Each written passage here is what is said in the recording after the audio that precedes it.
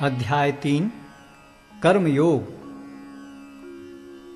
अर्जुन ने कहा, हे जनार्दन, हे केशव, यदि आप बुद्धि को सकाम कर्म से श्रेष्ठ समझते हैं तो फिर आप मुझे इस घोर युद्ध में क्यों लगाना चाहते हैं? आपके व्यामिश्रित उपदेशों से मेरी बुद्धि मोहित हो रही है, अतः कृपा करके निश्चय पूर्वक मुझे बताएं कि इनमें से मेरे लिए सर्वाधिक श्रेयस्कर क्या होगा। श्री भगवान ने कहा, हे निष्पाप अर्जुन, मैं पहले ही बता चुका हूं कि आत्म साक्षात्कार का प्रयत्न करने वाले दो प्रकार के पुरुष होते हैं। कुछ इसे ज्ञान योग द्वारा समझने का प्रयत्न करते हैं तो कुछ भक्तिमय सेवा के द्वारा। न तो कर्म से विमुख होकर कोई कर्मफल से छुटकारा पा सकता है और न केवल संन्यास से सिद्धि प्राप्त की जा सकती है। प्रत्येक व्यक्ति को प्रकृति से अर्जित गुणों के अनुसार विवश होकर कर्म करना पड़ता है, अतः कोई भी एक क्षण भर के लिए भी बिना कर्म किए नहीं रह सकता। जो कर्मेंद्रियों को वश में तो करता है, किंतु जिसका मन इंद्रिय विषयों का चिंतन करता रहता है, वह निश्चित रूप से स्वयं को धोखा देता है और मिथ्याचारी कहलाता है। दूसरी ओर यदि कोई निष्ठावान व्यक्ति अपने मन के द्वारा कर्मेंद्रियों को वश में करने का प्रयत्न करता है और बिना किसी आसक्ति के कर्मयोग प्रारंभ करता है तो वह अति उत्कृष्ट है। अपना नियत कर्म करो, क्योंकि कर्म न करने की अपेक्षा कर्म करना श्रेष्ठ है। कर्म के बिना तो शरीर निर्वाह भी नहीं हो सकता।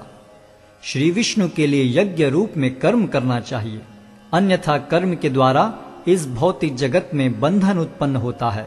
अतः हे कुंती पुत्र, उनकी प्रसन्नता के लिए अपने नियत कर्म करो, इस तरह तुम बंधन से सदा मुक्त रहोगे। सृष्टि के प्रारंभ में समस्त प्राणियों के स्वामी ने विष्णु के लिए यज्ञ सहित मनुष्यों तथा देवताओं की संततियों को रचा और उनसे कहा, तुम इस यज्ञ से सुखी रहो, क्योंकि इसके करने से तुम्हें सुखपूर्वक रहने तथा मुक्ति प्राप्त करने के लिए समस्त वांछित वस्तुएं प्राप्त हो सकेंगी। यज्ञों के द्वारा प्रसन्न होकर देवता तुम्हें भी प्रसन्न करेंगे और इस तरह मनुष्यों तथा देवताओं के मध्य सहयोग से सबों को संपन्नता प्राप्त होगी। जीवन की विभिन्न आवश्यकताओं की पूर्ति करने वाले विभिन्न देवता यज्ञ संपन्न होने पर प्रसन्न होकर तुम्हारी सारी आवश्यकताओं की पूर्ति करेंगे, किंतु जो इन उपहारों को देवताओं को अर्पित किए बिना भोगता है वह निश्चित रूप से चोर है। भगवान के भक्त सभी प्रकार के पापों से मुक्त हो जाते हैं, क्योंकि वे यज्ञ में अर्पित किए भोजन प्रसाद को ही खाते हैं। अन्य लोग जो अपने इंद्रिय सुख के लिए भोजन बनाते हैं, वे निश्चित रूप से पाप खाते हैं। सारे प्राणी अन्न पर आश्रित हैं, जो वर्षा से उत्पन्न होता है। वर्षा यज्ञ संपन्न करने से होती है और यज्ञ नियत कर्मों से उत्पन्न होता है। वेदों में नियमित कर्मों का विधान है और ये वेद साक्षात श्री भगवान से प्रकट हुए हैं। फलतः सर्वव्यापी ब्रह्म यज्ञ कर्मों में सदा स्थित रहता है। हे प्रिय अर्जुन, जो मानव जीवन में इस प्रकार वेदों द्वारा स्थापित यज्ञ चक्र का पालन नहीं करता, वह निश्चय ही पाप में जीवन व्यतीत करता है। ऐसा व्यक्ति केवल इंद्रियों की तुष्टि के लिए व्यर्थ ही जीवित रहता है। किंतु जो व्यक्ति आत्मा में ही आनंद लेता है तथा जिसका जीवन आत्म साक्षात्कार युक्त है और जो अपने में ही पूर्णतया संतुष्ट रहता है, उसके लिए कुछ कारणीय कर्तव्य नहीं होता।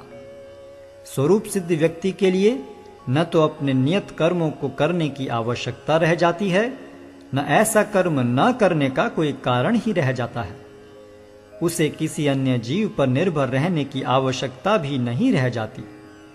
अतः कर्म फल में आसक्त हुए बिना मनुष्य को अपना कर्तव्य समझकर निरंतर कर्म करते रहना चाहिए, क्योंकि अनासक्त होकर कर्म करने से उसे परब्रह्म की प्राप्ति होती है। जनक जैसे राजाओं ने केवल नियत कर्मों को करने से ही सिद्धि प्राप्त की। अतः सामान्य जनों को शिक्षित करने की दृष्टि से तुम्हें कर्म करना चाहिए। महापुरुष जो जो आचरण करता है, सामान्य व्यक्ति उसी का अनुसरण करते हैं। वह अपने अनुसरणीय कार्यों से जो आदर्श प्रस्तुत करता है, संपूर्ण विश्व उसका अनुसरण करता है। हे प्रथापुत्र, तीनों लोकों में मेरे लिए कोई भी कर्म नियत नहीं है। न मुझे किसी वस्तु का अभाव है और न आवश्यकता ही है, तो भी मैं नियत कर्म करने में तत्पर रहता हूं। क्योंकि यदि मैं नियत कर्मों को सावधानी पूर्वक न करूं, तो हे पार्थ, यह निश्चित है कि सारे मनुष्य मेरे पथ का ही अनुगमन करेंगे। यदि मैं नियत कर्म न करूं, तो ये सारे लोग नष्ट हो जाएंगे। तब मैं अवांछित जन समुदाय को उत्पन्न करने का कारण हो जाऊंगा और इस तरह संपूर्ण प्राणियों की शांति का विनाशक बनूंगा। जिस प्रकार अज्ञानी जन फल की आसक्ति से कार्य करते हैं, उसी तरह विद्वान जनों को चाहिए कि वे लोगों को उचित पथ पर ले जाने के लिए अनासक्त रहकर कार्य करें। विद्वान व्यक्ति को चाहिए कि वह सकाम कर्मों में आसक्त अज्ञानी पुरुषों को कर्म करने से रोके नहीं, ताकि उनके मन विचलित न हो, अपितु भक्ति भाव से कर्म करते हुए वह उन्हें सभी प्रकार के कार्यों में लगाएं, जिससे कृष्ण भावनामृत का क्रमिक विकास हो। जीवात्मा अहंकार के प्रभाव से मोहग्रस्त होकर अपने आप को समस्त कर्मों का कर्ता मान बैठता है, जबकि वास्तव में वे प्रकृति के तीनों गुणों द्वारा संपन्न किए जाते हैं। हे महाबाहो, भक्ति भाव में कर्म तथा सकाम कर्म के भेद को भली भांति जानते हुए जो परम सत्य को जानने वाला है, वह कभी भी अपने आप को इंद्रियों में तथा इंद्रिय तृप्ति में नहीं लगाता। माया के गुणों से मोहग्रस्त होने पर अज्ञानी पुरुष पूर्णतया भौतिक कार्यों में संलग्न रहकर उनमें आसक्त हो जाते हैं। यद्यपि उनके ये कार्य उनमें ज्ञानाभाव के कारण अधम होते हैं, किंतु ज्ञानी को चाहिए कि उन्हें विचलित न करे। अतः हे अर्जुन, अपने सारे कार्यों को मुझ में समर्पित करके मेरे पूर्ण ज्ञान से युक्त होकर लाभ की आकांक्षा से रहित, स्वामित्व के किसी दावे के बिना तथा आलस्य से रहित होकर युद्ध करो। जो व्यक्ति मेरे आदेशों के अनुसार अपना कर्तव्य करते रहते हैं और ईर्ष्या रहित होकर इस उपदेश का श्रद्धा पूर्वक पालन करते हैं, वे सकाम कर्मों के बंधन से मुक्त हो जाते हैं। किंतु जो ईर्ष्यावश इन उपदेशों की उपेक्षा करते हैं और इनका पालन नहीं करते, उन्हें समस्त ज्ञान से रहित, दिग्भ्रमित तथा सिद्धि के प्रयासों में नष्ट भ्रष्ट समझना चाहिए। ज्ञानी पुरुष भी अपनी प्रकृति के अनुसार कार्य करता है, क्योंकि सभी प्राणी तीनों गुणों से प्राप्त अपनी प्रकृति का ही अनुसरण करते हैं। भला दमन से क्या हो सकता है? प्रत्येक इंद्रिय तथा उसके विषय से संबंधित राग द्वेष को व्यवस्थित करने के नियम होते हैं। मनुष्य को ऐसे राग तथा द्वेष के वशीभूत नहीं होना चाहिए, क्योंकि ये आत्म साक्षात्कार के मार्ग में अवरोधक हैं। अपने नियत कर्मों को दोषपूर्ण ढंग से संपन्न करना भी अन्य के कर्मों को भली भांति करने से श्रेयस्कर है। स्वीय कर्मों को करते हुए मरना पराये कर्मों में प्रवृत्त होने की अपेक्षा श्रेष्ठतर है, क्योंकि अन्य किसी के मार्ग का अनुसरण भयावह होता है। अर्जुन ने कहा, हे वृष्णिवंशी, मनुष्य न चाहते हुए भी पाप कर्मों के लिए प्रेरित क्यों होता है? ऐसा लगता है कि उसे बलपूर्वक उनमें लगाया जा रहा हो। श्री भगवान ने कहा, हे अर्जुन, इसका कारण रजोगुण के संपर्क से उत्पन्न काम है, जो बाद में क्रोध का रूप धारण करता है और जो इस संसार का सर्वभक्षी पापी शत्रु है। जिस प्रकार अग्नि धुएं से, दर्पण धूल से अथवा भ्रूण गर्भाशय से आवृत रहता है, उसी प्रकार जीवात्मा इस काम की विभिन्न मात्राओं से आवृत रहता है।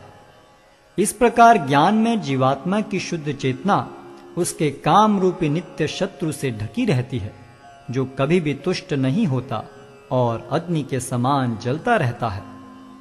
इंद्रियां, मन तथा बुद्धि इस काम के निवास स्थान हैं। इनके द्वारा यह काम जीवात्मा के वास्तविक ज्ञान को ढककर उसे मोहित कर लेता है। इसलिए हे भरतवंशियों में श्रेष्ठ अर्जुन, प्रारंभ में ही इंद्रियों को वश में करके इस पाप के महान प्रतीक काम का दमन करो और ज्ञान तथा आत्म साक्षात्कार के इस विनाशकर्ता का वध करो। कर्मेंद्रियां जड़ पदार्थों की अपेक्षा श्रेष्ठ हैं। मन इंद्रियों से बढ़कर है, बुद्धि मन से भी उच्च है, और वह आत्मा बुद्धि से भी बढ़कर है।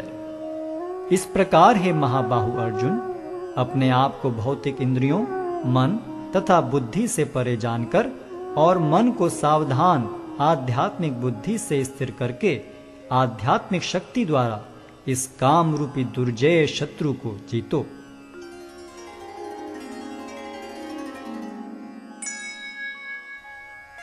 अध्याय 4 दिव्य ज्ञान।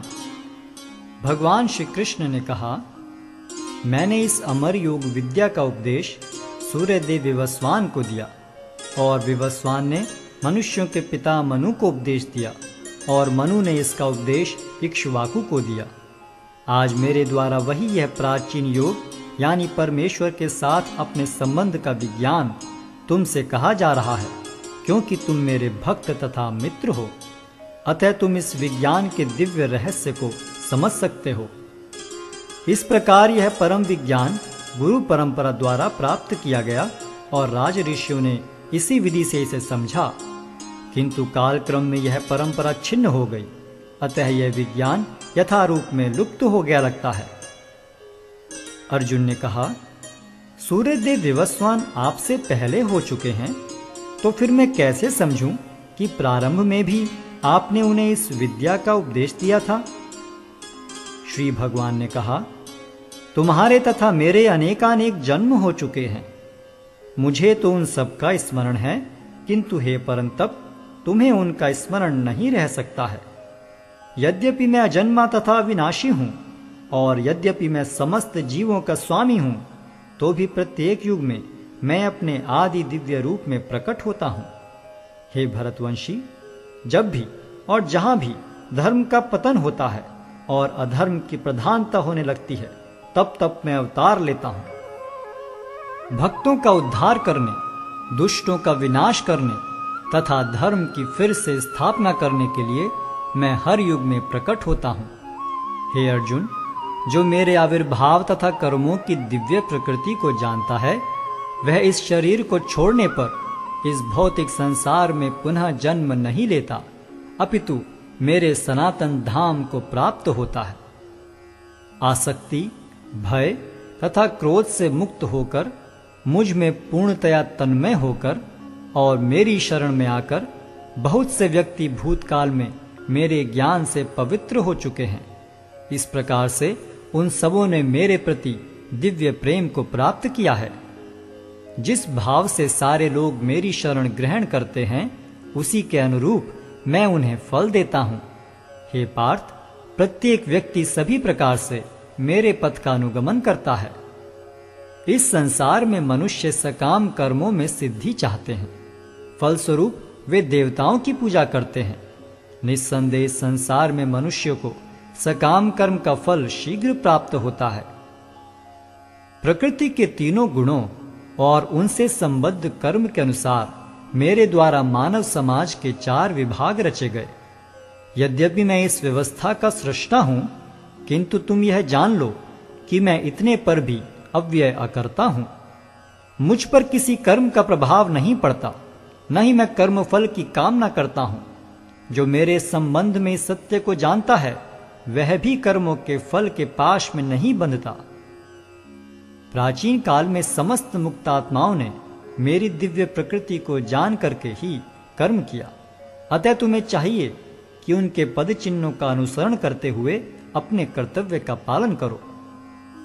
कर्म क्या है और अकर्म क्या है, इसे निश्चित करने में बुद्धिमान व्यक्ति भी मोहग्रस्त हो जाते हैं। अतः मैं तुमको बताऊंगा कि कर्म क्या है, जिसे जानकर तुम सारे अशुभ से मुक्त हो सकोगे। कर्म की बारीकियों को समझना अत्यंत कठिन है। अतः मनुष्य को चाहिए कि वह यह ठीक से जाने कि कर्म क्या है, विकर्म क्या है और अकर्म क्या है। जो मनुष्य कर्म में अकर्म और अकर्म में कर्म देखता है, वह सभी मनुष्यों में बुद्धिमान है और सब प्रकार के कर्मों में प्रवृत्त रहकर भी दिव्य स्थिति में रहता है। जिस व्यक्ति का प्रत्येक प्रयास इंद्रिय तृप्ति की कामना से रहित होता है उसे पूर्ण ज्ञानी समझा जाता है। उसे ही साधु पुरुष ऐसा करता कहते हैं जिसने पूर्ण ज्ञान की अग्नि से कर्म फलों को भस्मसात कर दिया है। अपने कर्म फलों की सारी आसक्ति को त्याग कर सदैव संतुष्ट तथा स्वतंत्र रहकर वह सभी प्रकार के कार्यों में व्यस्त रहकर भी कोई सकाम कर्म नहीं करता।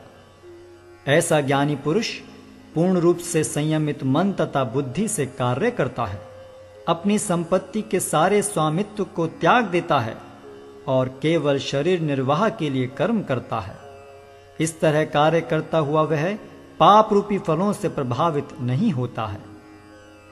जो स्वतः होने वाले लाभ से संतुष्ट रहता है, जो द्वंद्व से मुक्त है और ईर्ष्या नहीं करता, जो सफलता तथा असफलता दोनों में स्थिर रहता है, वह कर्म करता हुआ भी कभी बंधता नहीं।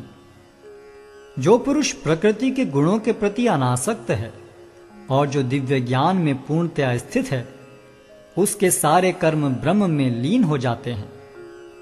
जो व्यक्ति कृष्ण भावनामृत में पूर्णतया लीन रहता है, उसे अपने आध्यात्मिक कर्मों के योगदान के कारण अवश्य ही भगवत धाम की प्राप्ति होती है, क्योंकि उसमें हवन आध्यात्मिक होता है और हवि भी आध्यात्मिक होती है।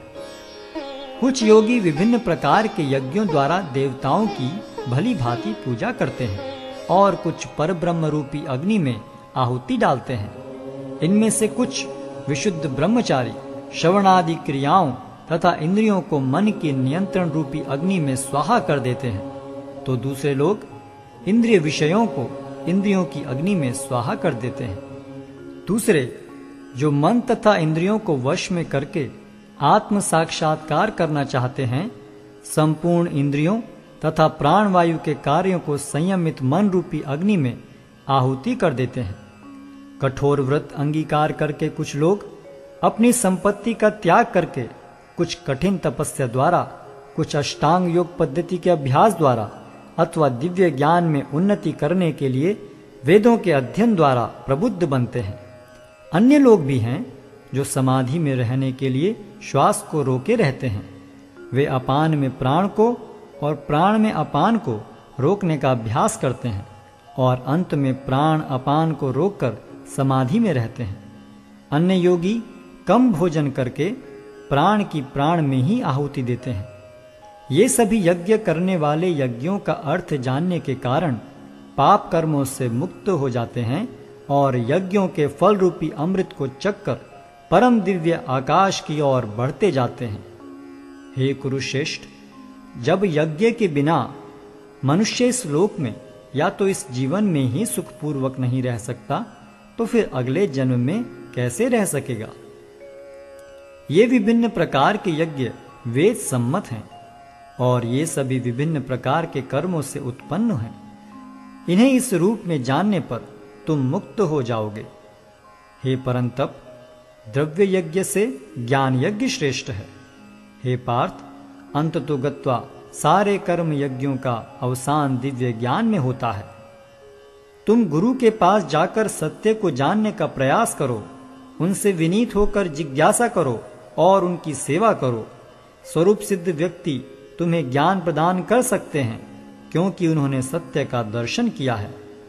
स्वरूप सिद्ध व्यक्ति से वास्तविक ज्ञान प्राप्त कर चुकने पर तुम पुनः कभी ऐसे मोह को प्राप्त नहीं होगे, क्योंकि इस ज्ञान के द्वारा तुम देख सकोगे कि सभी जीव परमात्मा के अंश स्वरूप हैं, अर्थात वे सब मेरे हैं। यदि तुम्हें समस्त पापियों में भी सर्वाधिक पापी समझा जाए, तो भी तुम दिव्य ज्ञान रूपी नाव में स्थित होकर दुख सागर को पार करने में समर्थ होगे। जैसे प्रज्वलित अग्नि ईंधन को भस्म कर देती है, उसी तरह हे अर्जुन, ज्ञान रूपी अग्नि भौतिक कर्मों के समस्त फलों को जला डाल